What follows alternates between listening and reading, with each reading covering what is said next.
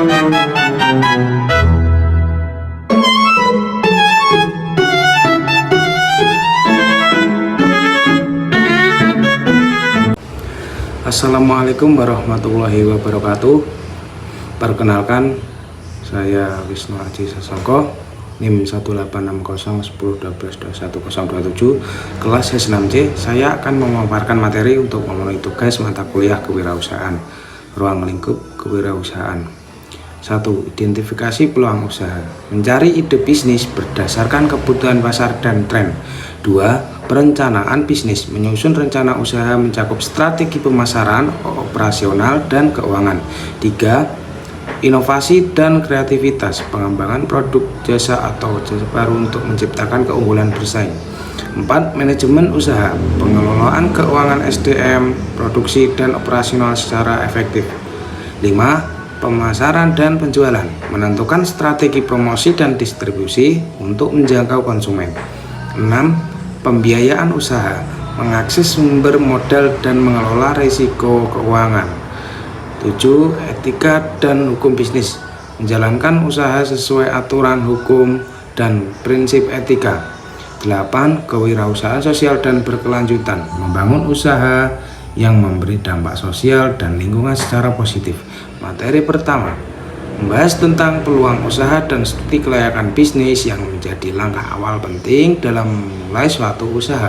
Peluang bisnis bisa didapat dari hasil pengamatan terhadap pasar, tren, serta kebutuhan masyarakat yang belum terpenuhi.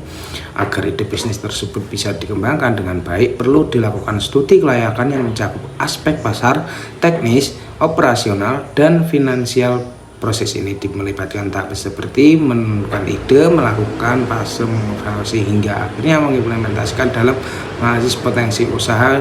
Digunakan juga analisis SWOT untuk mengetahui kelebihan, kekurangan, peluang, dan tantangan. Selain itu, kreativitas dan inovasi menjadi faktor penting agar usaha mampu bersaing memberikan nilai lebih.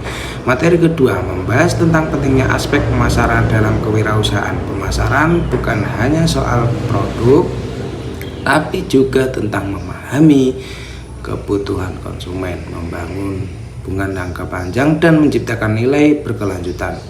Konsep dasar mencakup pendekatan seperti produksi, produk, penjualan, pemasaran modern, hingga pemasaran sosial. Strategi pemasaran yang efektif biasa menggunakan metode STP, Statement Targeting dan Positioning. Di era digital saat ini, pemasaran berkembang pesat dengan memanfaatkan media sosial, mesin mencari, email, dan berbagai platform digital lainnya untuk menjangkau konsumen dengan cara yang lebih luas dan efisien.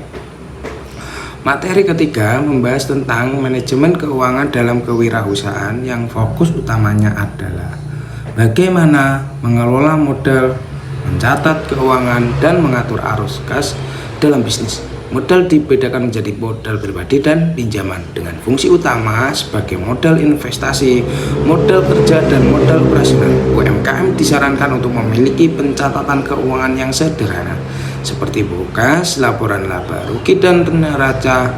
Pengelolaan arus kas juga sangat penting agar bisnis tetap punya cukup dana untuk menjalankan aktivitas harian, serta bisa merencanakan pengeluaran dan investasi jangka panjang dengan baik.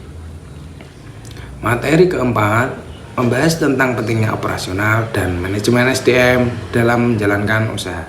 Manajemen operasional meliputi aktivitas seperti proses produksi, distribusi, kontrol kualitas, manajemen rantai pasok, dan pemasaran teknologi. Di sisi lain, pengelola SDM ada pada UMKM masih sering masalah seperti pelatihan, kekurangnya sistem penilaian kerja yang adil, serta peran kerja keluarga yang belum struktur. Untuk mengatasi hal ini diperlukan struktur organisasi yang lebih jelas, peningkatan pelatihan, serta pengembangan tugas yang sesuai dengan kemampuan masing-masing karyawan agar usaha bisa berjalan lebih profesional dan berkelanjutan. Materi terakhir membahas tentang pentingnya etika dan tanggung jawab sosial dalam dunia kewirausahaan. Seseorang pengusaha tidak hanya fokus mencari keuntungan, tetapi juga harus menjunjung nilai-nilai moral seperti kejujuran, keadilan, dan kepedulian sosial. Salah satu bentuknya itu tanggung jawab sosial. Ini adalah CRS, Corporate Social Responsibility, yaitu komitmen perusahaan terhadap masyarakat dan lingkungan sekitar. Selain itu, dikenalkan juga konsep green business, yaitu model usaha yang ramah lingkungan, hemat energi, dan mengurangi limbah. Semua ini sejalan dengan prinsip kewirausahaan berkelanjutan, sustainable entrepreneurship, yang tidak hanya berorientasi pada profit, tetapi juga solusi terkait permasalahan sosial lingkup melalui prinsip people, planet, dan profit. Dengan cara ini, kewirausahaan bisa memberikan dampak positif yang berkelanjutan bagi masyarakat dan lingkungan. Cukup sekian pemaparan materi dari saya, kurang lebihnya mohon maaf. Wassalamualaikum warahmatullahi wabarakatuh.